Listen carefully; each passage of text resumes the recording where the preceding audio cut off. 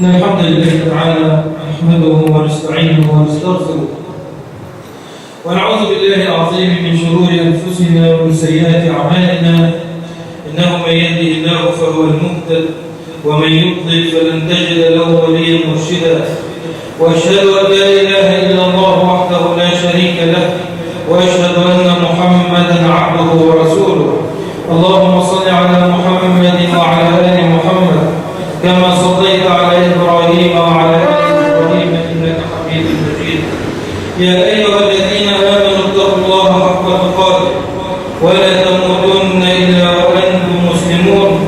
يا أيها الناس اتقوا ربكم الذي خلقكم من نفس واحدة وخلق منها زوجها وبث منهما رجالا كثيرا ونساء واتقوا الله الذي تساءلون به والأرحام إن الله كان عليكم رقيبا.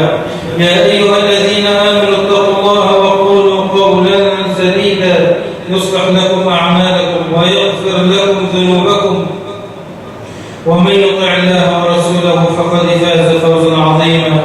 اعلموا إخوة الإسلام أن خير الكلام هو كلام الله عز وجل وأن خير الهدي هدي محمد صلى الله عليه وسلم وأن شر الأمور محدثاتها وأن كل محدثة بدعة وأن كل بدعة ضلالة وأن كل ضلالة في النار. أعاذني الله وإياكم والسامعين من النار ومن عذابها اللهم آمين. أيها الإخوة في الله، هكذا تمضي بنا رحلتنا إلى الله جل وعلا، وهكذا ينتصف الشهر شهر رمضان. وكما يقولون إذا انتصف الشيء هان، ففيه درس وعبرة أن الآجال تنتهي وأن الأعمار إلى نهاية وأننا إلى لقاء الله جل وعلا صائرون. يا أيها الإنسان إنك كادح إلى ربك كدحا فملاقيه. نزول كما زال آباؤنا ويبقى الزمان على ما ترى. نهار يكر وليل يمر ونجم يغور ونجم يرى. والعاقل من أخذ بزمام نفسه إلى الله جل وعلا ولم ينشغل بأمر من الأمور مهما بدا وعلا إلا مصلحة لنفسه ومصلحة لدين الله جل وعلا. أيها الإخوة في الله، إنه شهر القرآن وشهر الصيام وشهر القيام. أكرم الله جل وعلا أمة النبي صلى الله عليه وسلم بإنزال القرآن في رمضان. وقد نزل القرآن من اللوح المحفوظ إلى بيت العزة في السماء الدنيا، نزل دفعة واحدة من أوله إلى آخره. ثم بعد ذلك نزل القرآن من بيت العزة في السماء الدنيا على النبي صلى الله عليه وسلم في 23 سنة على حسب الوقائع والأحداث.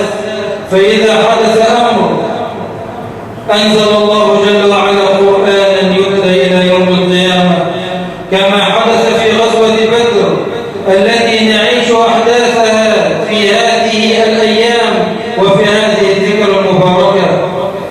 ثم بعد ذلك أيها الإخوة في الله، يتبقى علينا أن نتدبر القرآن، لأنه هو المقصود الأعظم. أن نتدبر ما كان عليه السلف من فهمهم لهذا الكتاب العظيم وهذا القرآن المبين وهذا الفرقان بين الحق والباطل. كيف كان حال النبي صلى الله عليه وسلم مع القرآن؟ كان قرآنا يمشي على الأرض كما تقول عائشة فيما أخرجه الإمام مسلم في صحيحه. سئلت عن خلقه صلى الله عليه وسلم قالت كان خلقه القرآن، كان قرآنا عمليا يمشي على الأرض صلى الله عليه وسلم. وهكذا كان الصحابة ومن جاء بعدهم. فهذا عمر رضي الله عنه لا ينتهي من سورة البقرة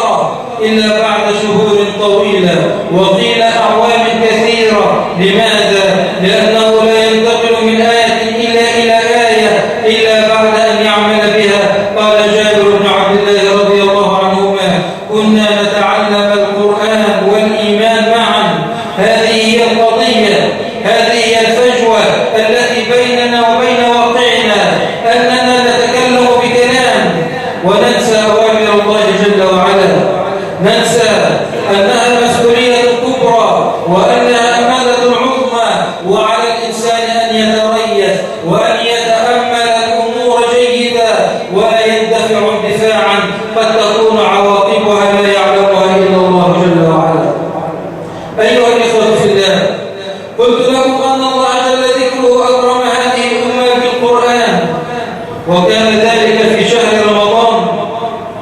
أما إنزاله جملة فقد كان في ليلة القدر، كما قال جل وعلا: إنا أنزلناه في ليلة القدر وما أدراك ما ليلة القدر، ليلة القدر خير من 1000 شهر، تنزل الملائكة والروح فيها بإذن ربهم من كل أمر، سلام هي حتى مطلع الفجر. وقال جل وعلا: إنا أنزلناه في ليلة مباركة، أي نزل دفعة واحدة وجملة واحدة من اللوح المحفوظ إلى بيت العزة في سماء الدنيا. بل من إكرام الله جل وعلا لهذا الشهر أنه أنزل فيه جميع الكتب، فقد صحح الشيخ الألباني رحمه الله تعالى أو حسن حديثا رفعه إلى النبي صلى الله عليه وسلم من حديث أبي واثلة رضي الله عنه أن النبي صلى الله عليه وسلم قال: أنزل الله التوراة ل6 ليال مضين من رمضان. فالتوراة نزلت في رمضان. وأنزل الله الإنجيل ل13 ليلة خلت من رمضان. القرآن والإنجيل والتوراة أنزلها الله جل وعلا كذلك في رمضان، تتمة الحديث: وأنزل الله التوراة ل18 ليلة خلت من رمضان. وأنزل الله كذلك صحف موسى في رمضان. وأنزل الله جل وعلا القرآن، وهذا نص الحديث، ل24 ليلة خلت من رمضان، أي في ليلة 25. فيفهم من ذلك كما قال شراح الحديث أن إنزال القرآن كان في ليلة القدر، وكانت في هذا العام في ليلة 25 من رمضان. لماذا أيها الإخوة؟ لأنها تتقلب. ليلة القدر لا تثبت على ليلة واحدة كما يظن كثير من الناس، بل أنها تأتي عام في ليلة 21 وعام في 23 وعام في 25، ولا يعلم ذلك إلا رب البريات جل وعلا. الحاصل أنها تتقلب، وقد أخبر النبي صلى الله عليه وسلم أنه أعلم بليلة القدر، كما ذكر ذلك الإمام البخاري في صحيحه من حديث سهل بن سعد الساعدي أن النبي صلى الله عليه وسلم كان في غرفته، فجاء رجلين فتلاحى في المسجد، أي ارتفعت أصواتهما، وهذا فيه ذم الخلاف وذم الفرقة. ارتفعت أصواتهما، وكان نبينا صلى الله عليه وسلم قد هم أن يخرج ليعلم الناس بليلة القدر، ولكن الله جل وعلا أنساها للنبي عليه الصلاة والسلام جراء هذا التلاحي وجراء هذا التنازع. فأخبر النبي صلى الله عليه وسلم أنه أنسي ليلة القدر بسبب هذا النزاع وبسبب هذا التلاحي، وهو رفع الأصوات في مسجده صلى الله عليه وسلم. يفهم من ذلك أن الله جل وعلا أنساها للنبي صلى الله عليه وسلم حتى يجتهد الناس في باقي الليالي، سواء كانت ليلة وترية أو ليلة غير وترية، فهي في العشر الأواخر من رمضان، وترجى وتلتمس في الوتر منها. أما تحديد ليلة معينة فإن ذلك أمر قد تتنازع فيه السلف، لكن الصحيح أيها الإخوة أنها تتقلب، والعلم عند الله جل وعلا. أيها الإخوة في الله، شهر رمضان الذي أنزل فيه القرآن هدى للناس وبينات من الهدى والفرقان، وهكذا سوق يقيمه الله جل وعلا ثم ينفض، فقد انفض نصف السوق، ربح فيه من ربح وخسر فيه من خسر. إنها مسؤولية فردية أمام الله جل وعلا. وقفوهم إنهم مسؤولون، ما لكم لا تناصرون. سيسألك الله جل وعلا عن نفسك، ثم عمن استرعاك الله جل وعلا أمرهم، ثم بعد ذلك تتدرج الأمور. فلا نفعل بخلاف ذلك، نقيم شرع الله جل وعلا على قبل أن نطلب من الناس أن يقيموا شرع الله على أنفسهم. ومن أحسن قولا ممن دعا إلى الله وعمل صالحا وقال إنني من المسلمين. جمع الله جل وعلا في هذه الآية المباركة بين أمرين، بين أن يصلح الإنسان نفسه وأن يصلح غيره، فغير مقبول بالمرة أن يكون الإنسان فاسدا في نفسه ثم يدعو غيره إلى الصلاح. كنتم خير أمة أخرجت للناس تأمرون بالمعروف وتنهون عن المنكر وتؤمنون بالله. قال عمر رضي الله عنه: من أراد أن يكون من هذه الأمة فليحقق شرط الله في هذه الآية. تأمرون بالمعروف وتنهون عن المنكر وتؤمنون بالله، إيمان قولي وإيمان عملي وإيمان عملي. يكون الإنسان في ذاته دعوة إلى الله جل وعلا، ولا يكون ذلك إلا بفهم القرآن وتدبره. ولذلك قال جل وعلا: كتاب أنزلناه إليك مبارك. لماذا؟ ليدبروا آياته وليتذكر أولو الألباب. وقال النبي صلى الله عليه وسلم فيما أخرجه البخاري من حديث عثمان رضي الله عنه قال: خيركم من تعلم القرآن وعلمه. خيركم من تعلم القرآن وعلمه. وتعلم القرآن يكون لفظا ومعنى، يكون لفظا بالتجويد بتعلم الأحكام، ومعنى بالتفسير، فلا يكون الإنسان جاهلا في دين الله جل وعلا، وإلا كيف يطلب أن يلتقى به يوم القيامة. فعند الترمذي من حديث أنس أن النبي صلى الله عليه وسلم قال: يقال لقارئ القرآن يوم القيامة: اقرأ وارتقي ورتل. كيف ترتل القرآن أمام الله جل وعلا وأنت لا تعلم حكما من أحكامه؟ هذا درجة الكمال. اقرأ وارتقي ورتل. يرتقي إلى أين؟ يرتقي في الجنة. يقرأ أمام من؟ أمام الله جل وعلا والملائكة. اقرأ وارتقي ورتل كما كنت ترتل في الدنيا، فإن منزلتك عند آخر آية قرأتها إما قراءة تلاوة أو حفظا، ولا حرج على فضل الله جل وعلا. خيركم من تعلم القرآن وعلمه. قال أبو عبد الرحمن السلمي أحد رجال هذا الحديث في صحيح الإمام البخاري: فلما سمعت هذا الحديث من عثمان مكثت في مسجدي 40 سنة أعلم الناس القرآن. تعليم حسبة لله جل وعلا أو بأجر من غير اشتراك، كل هذا مقبول. لكن الحاصل أن هذا التابعي فهم مقصود النبي صلى الله عليه وسلم من قوله: خيركم من تعلم القرآن وعلمه. علمه للناس قولا وعملا واعتقادا وبيانا للمنهج الصحيح ولطريقة أهل السنة والجماعة في تناول الأمور. كيف يواجهون الطامات، كيف يواجهون المشكلات.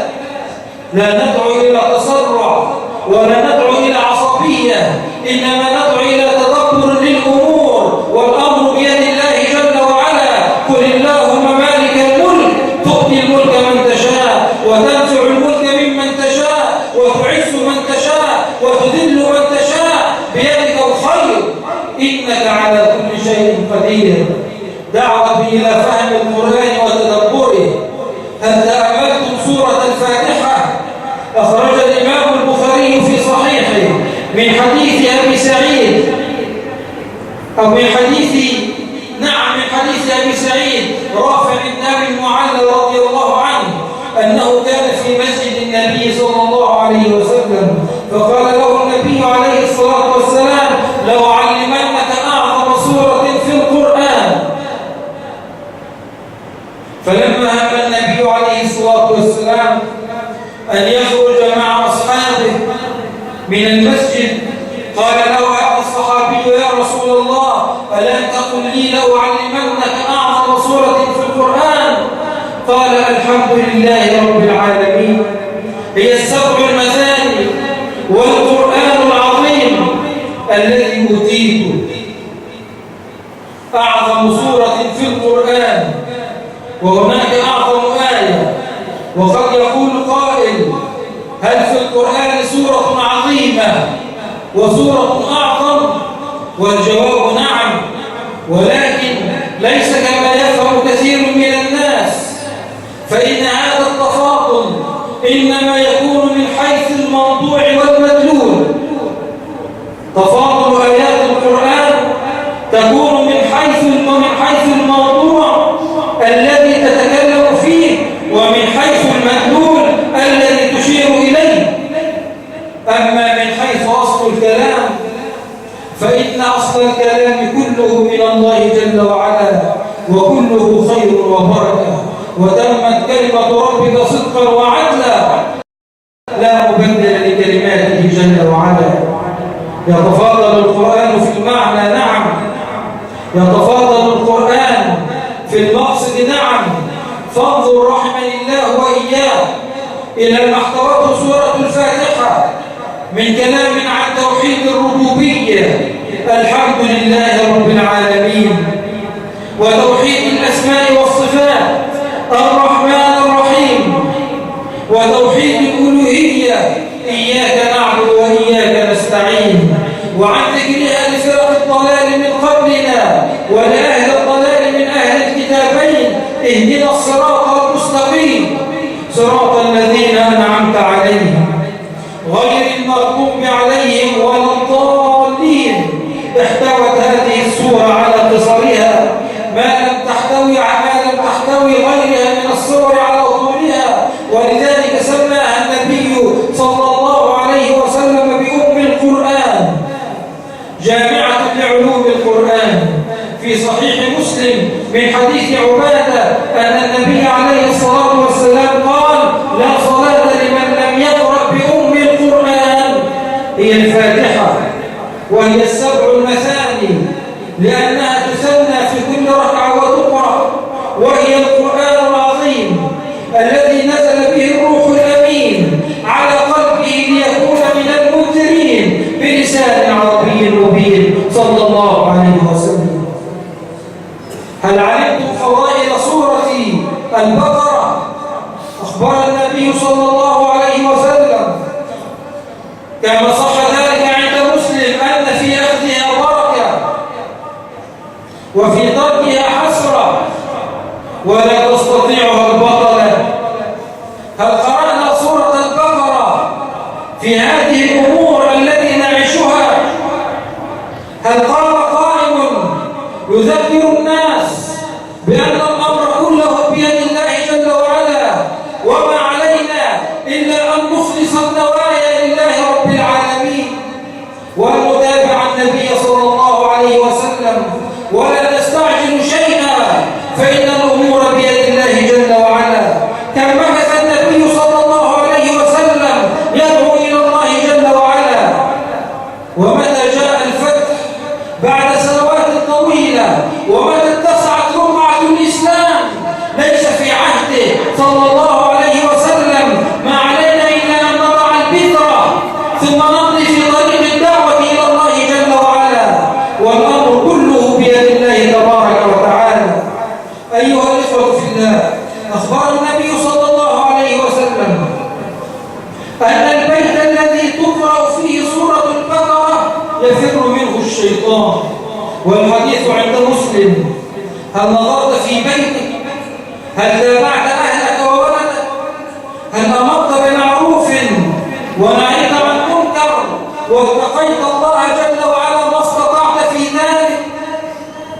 إنها سنن لا تتبدل ولا تتغير، والعاقبة للمتقين كما قال ربنا جل وعلا. سورة البقرة بعد سورة الفاتحة لها ميزة وخاصية، فيها آية هي خير آية في كتاب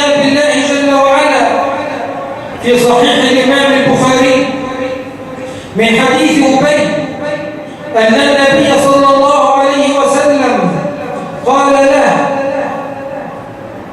أو سأله عن أي آية في كتاب الله أعظم، قال له يا أبي أتدري أي آية في كتاب الله أعظم؟ قال أبي الله ورسوله أعلم، فكررها النبي عليه الصلاة والسلام فأجاب أبي الله لا إله إلا هو الحي القيوم. ضرب النبي صلى الله عليه وسلم على صدره تثبيتا وتأييدا وقال ليهلك العلم وأبا المنذر هنيئا لك بما آتاك الله من فهم وعلم في دين الله جل وعلا. لماذا فضلها النبي عليه الصلاة والسلام؟ كيف ترتفع الأمة وكيف تنجو بفهم توحيد الله جل وعلا؟ لماذا جعلها النبي عليه الصلاة والسلام أعظم آية في كتاب الله عز وجل؟ لأنها احتوت على أمور كلها في توحيد الله جل وعلا وأسمائه وصفاته. 10 جمل، 50 كلمة، 18 اسما بين ظاهر ومضمر، كلها في توحيد الله جل وعلا. الله لا إله إلا هو الحي القيوم لا تأخذه سنة ولا نوم، له ما في السماوات وما في الأرض. من ذا الذي يشفع عنده إلا بإذنه، يعلم ما بين أيديهم وما خلفهم، ولا يحيطون بشيء من علمه إلا بما شاء، وسع كرسيه السماوات والأرض. 8 ولا يؤوده حفظهما. 9 وهو العلي العظيم، علو قدر وعلو قهر وعلو ذات، أمره جل وعلا نافذ لا مبدل لكلماته وهو العزيز الحكيم. إذا أراد شيئا أنفذه. أيها العقلاء اعلموا أن الأمر بيد الله جل وعلا، واتقوا ما بينه وبين الجميل جل وعلا. ولو أن أهل القرى آمنوا واتقوا لفتحنا عليهم بركات من السماء والأرض.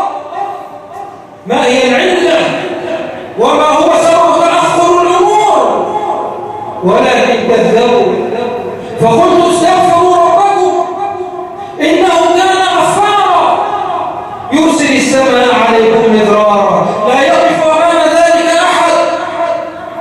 فقلت استغفروا ربكم إنه كان غفارا يرسل السماء عليكم مدرارا ويمددكم بأموال وبنين ويجعل لكم جنات ويجعل لكم أنهارا.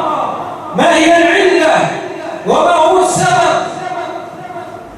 ما لكم لا ترجون لله وقارا؟ أين تعظيم أمره؟ أين اجتناب نهيه؟ أين تعظيم سنته؟ أين الدعوة إلى دينه جل وعلا؟ ما لكم لا ترجون لله وقارا؟ ثم دلائل التوحيد وقد خلقكم أطوارا. ألم تروا الآيات في سورة نوح؟ كذا أخبر نبينا صلى الله عليه وسلم أن هناك فضلا لسورة البقرة التي في آخرها ثناء الله على أهل الإيمان لما انقادوا وتابعوا النبي صلى الله عليه وسلم على الحقيقة. أنزل الله جل وعلا الثناء عليهم كما صح ذلك في صحيح الإمام مسلم أنه لما نزل قوله جل وعلا قل إن تبدوا ما في أنفسكم أو تخفوه يحاسبكم به الله فيغفر لمن يشاء ويعذب من يشاء والله على كل شيء قدير. لما أنزل الله جل وعلا هذه الآية شق ذلك على أصحاب النبي عليه الصلاة والسلام، فجاءوا إلى النبي عليه الصلاة والسلام وهم يجثون على الركب بكاء وخشية على أنفسهم من عذاب الله جل وعلا. قل إن تبدوا في أنفسكم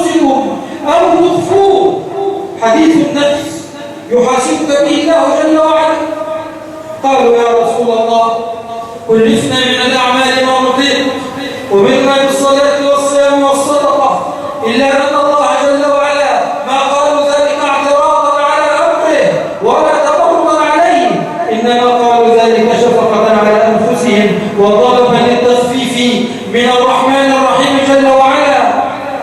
قالوا يا رسول الله أنزلت آية لا نتحملها.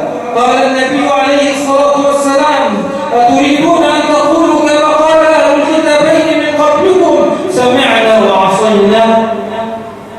قولوا سمعنا وأطعنا.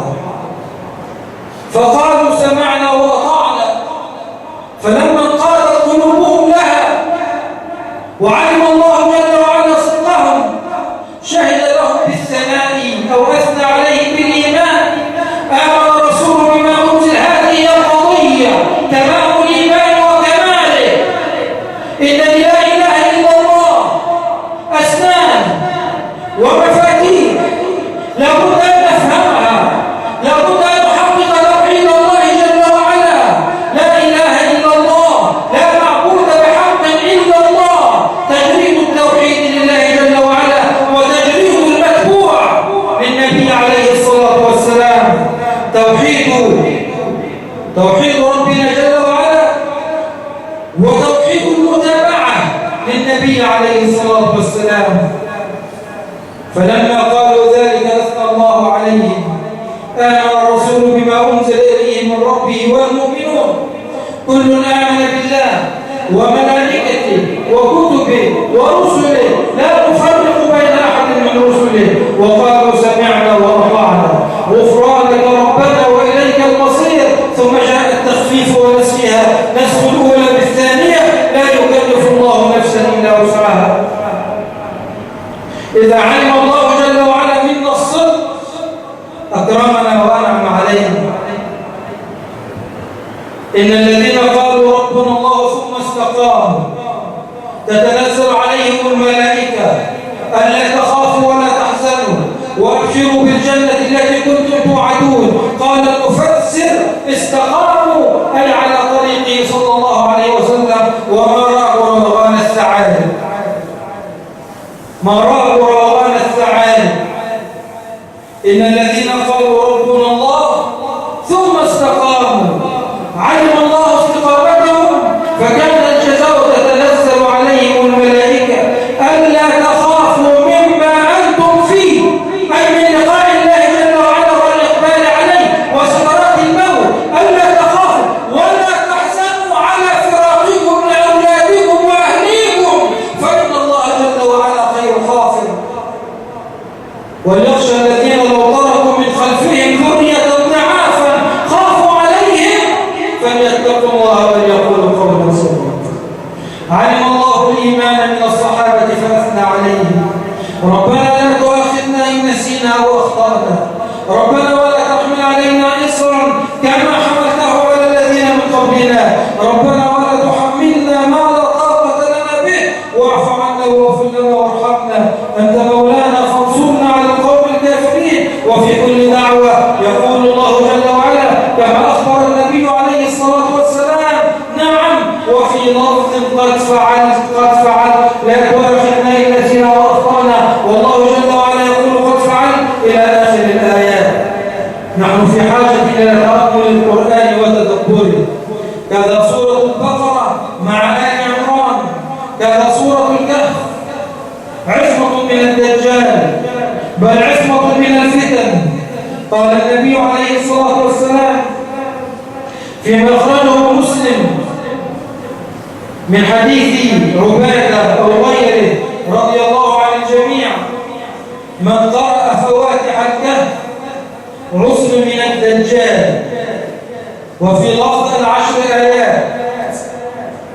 وقد أخبر النبي عليه الصلاة والسلام أن السكينة تنزلت على أسيد بن حضير. الحديث عند البخاري أن أسيدا كان يقرأ القرآن من سورة الكهف وكان عنده فرس مربوط بحبلين شديدين، فكلما قرأ تحرك الفرس ونزل الظلة ويقرأ ويتحرك وتضطرب الظلة فيأتي مصبحا إلى النبي عليه الصلاة والسلام فيقول تلك السكينة تنزلت للقرآن سكينة مع القراءة بتدبر ومع القراءة بتفهم ومع القراءة بتأمل لله جل وعلا سنن ماضية لن تتغير ولن تتبدل.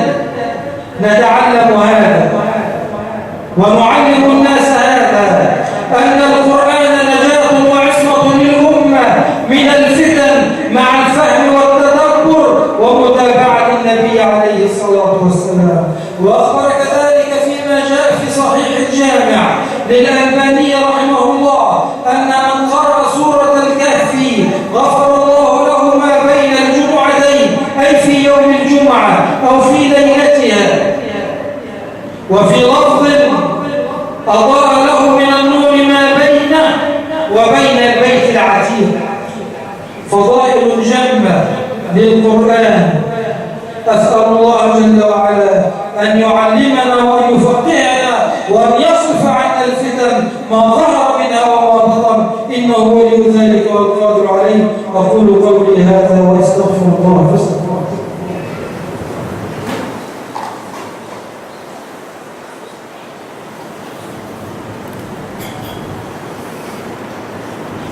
الحمد لله وحده والصلاة والسلام على من لا نبي بعد وأشهد أن لا إله إلا الله وحده لا شريك له وأشهد أن محمدا عبده ورسوله صلى الله عليه وعلى آله وصحبه وسلم تسليما كثيرا. أيها الإخوة في الله، كذا بين لنا النبي عليه الصلاة والسلام أن هناك سورة تمنع عن صاحبها عذاب القبر، وذلك محتجوب وتمام منا. والحديث عند الطبراني بسند صحيح أن النبي عليه الصلاة والسلام قال: سورة من 30 آية منعت عن صاحبها عذاب القبر، أو كما قال النبي عليه الصلاة والسلام. وفي لفظ أنها المانعة تقرأ هذه السورة. لذلك جاء من هديه عليه الصلاة والسلام كما أخرج ذلك الإمام أبو داود بسند صحيح وغيره أن النبي عليه الصلاة والسلام كان يقرأ هذه السورة في كل ليلة قبل أن ينام، مع سورة السجدة وسورة الزمر وسورة بني إسرائيل الإسراء وآية الكرسي وأواخر البقرة وقل هو الله أحد وقل أعوذ برب الفلق وقل أعوذ برب الناس وقل يا أيها الكافرون. كل هذه سور ندب النبي عليه الصلاة والسلام إلى أن نقرأها قبل أن ننام. كذا بين النبي عليه الصلاة والسلام فضلا للمعوذات، ويقول هو الله أحد سورة الإخلاص. إنما نقول المعوذات تغليبا فإنها لا تبتدئ إلا بقوله جل وعلا: قل هو الله أحد. توحيد لله جل وعلا، الله الصمد لم يلد ولم يولد ولم يكن له كفوا أحد. قيل أنها مخلصة لأنها أخلصت التوحيد لله جل وعلا، وقيل أنها مخلصة أي مخلصة صاحبها بأمر الله جل وعلا من أوثان الشرك وعدم تجريد التوحيد لله تبارك وتعالى. أخبر النبي عليه الصلاة والسلام عن رجل من أصحابه، والحديث عند البخاري، أنه كان يقرأ بهم في كل ركعة في الصلوات الجهرية أو في غيرها بآية مع سورة قل هو الله أحد. فرفعوا الأمر إلى النبي عليه الصلاة والسلام فقيل له: ما حملك على هذا؟ قال: يا رسول الله، فيها صفة الرحمن وإني أحبها. قال: حبك إياها أدخلك الجنة. حبك إياها أدخلك الجنة. وفي لفظ عند البخاري أن النبي عليه الصلاة والسلام قال: أيعجز أحدكم أن يقرأ بثلث القرآن في ليله أو في ليلة؟ قالوا: أينا يطيق ذلك يا رسول الله؟ قال الواحد الفرد الصمد ثلث القرآن. وإنما على النبي صلى الله عليه وسلم أن القرآن على 3 أجزاء: ثلث في التوحيد وفيه قل هو الله أحد، وثلث في الأحكام افعل ولا تفعل، وثلث في قصص السابقين والترغيب في الجنة والنار. قال النبي عليه الصلاة والسلام أنها تعدل ثلث القرآن. ولقائل أن يسأل: هل إذا قرأ الواحد منا قل هو الله أحد فإنه يأخذ ثواب ثلث القرآن؟ والجواب أن الأمر ليس كذلك، فإن الثلث المقصود إنما عناه النبي عليه الصلاة والسلام بالجزاء أي بالفضل وليس بالإجزاء. هناك فرق بين الجزاء أي الثواب لا حرج على فضل الله جل وعلا، وهناك أمر يتعلق بالإجزاء. هل إذا قرأ الواحد في صلاته يقول هو الله أحد ولم يقرأ بالفاتحة يقول قرأت القرآن؟ لا صلاة لمن لم يقرأ بأم القرآن. فالمعنى ثلث في الجزاء وثلث في الإجزاء. كذلك أيها الإخوة قل أعوذ برب الفلق وقل أعوذ برب الناس. قال عنهما النبي صلى الله عليه وسلم كما أخرج ذلك الترمذي من حديث عبد الله بن خبيب أنه قال: خرجنا في ليلة مطيرة باردة نطلب النبي عليه الصلاة والسلام ليصلي لنا أو ليصلي بنا، فلما قابلناه قال: قلت ماذا أقول يا رسول الله؟ قال: قل هو الله أحد والمعوذتين، أي في الصباح والمساء، تكفيك كل شيء، تكفيك كل شيء. أيها الإخوة في الله، هذه أحاديث صحيحة في سور من القرآن، ولا يفوتني أن أنبه على أن ما جاء في فضل سورة ياسين والواقعة والدخان والحشر لم يثبت في ذلك شيء صحيح عن النبي عليه الصلاة والسلام. ياسين لما قلت له ضعيف. قلب القرآن إن لكل شيء قلبا، وإن قلب القرآن ياسين أو الرحمن. لم يثبت في ذلك شيء، أي لم يثبت في سورة ياسين في فضائلها وفي فضائل سورة الرحمن شيء ثابت على النبي عليه الصلاة والسلام. من قرأ بسورة الواقعة في كل يوم لم تصبه فاقة، لم يثبت عن النبي عليه الصلاة والسلام. وكذا ما جاء في فضائل سورة الدخان ذكرت لكم الصحيح ونبهت على الضعيف، وكل ذلك في القرآن، والتوفيق من عند الله جل وعلا الكريم المنان. أسأل الله جل وعلا بأسمائه الحسنى وبصفاته العلى وبكل عمل صالح فعلناه ابتغاء مرضاته أن يحقن دماء المسلمين. اللهم احقن دماء المسلمين، اللهم احقن دماء المسلمين، اللهم احقن دماءنا، اللهم احقن دماءنا، اللهم احقن دماءنا، اللهم لا تشمت بنا عدوا ولا حاسدا. اللهم من أرادنا والإسلام والمسلمين أنت تعلمه يا الله، من أرادنا والإسلام والمسلمين ومصرنا بخير فوفقه إلى كل خير، ومن أرادنا والإسلام والمسلمين وبلادنا أنت تعلمه يا الله، فاجعل كيده في نحره واجعل تدبيره تدميرا وأهلكه كما أهلكت عادا وثمود. اللهم نجنا من الفتن ما ظهر منها وما بطن، اللهم نجنا من الفتن ما ظهر منها وما بطن. اللهم احفظ دماءنا خاصة ودماء المسلمين عامة. اللهم رد إلينا أمننا وسلامنا، اللهم اجعل بلادنا آمنة مطمئنة وسائر بلاد المسلمين. اللهم لا تنزع عنا رحماتك، اللهم لا تكشف عنا سترك ولا تقطع عنا فضلك، اللهم لا تكشف عنا سترك ولا تقطع عنا فضلك. اللهم إنا نسألك بأسمائك وصفاتك وبكل عمل صالح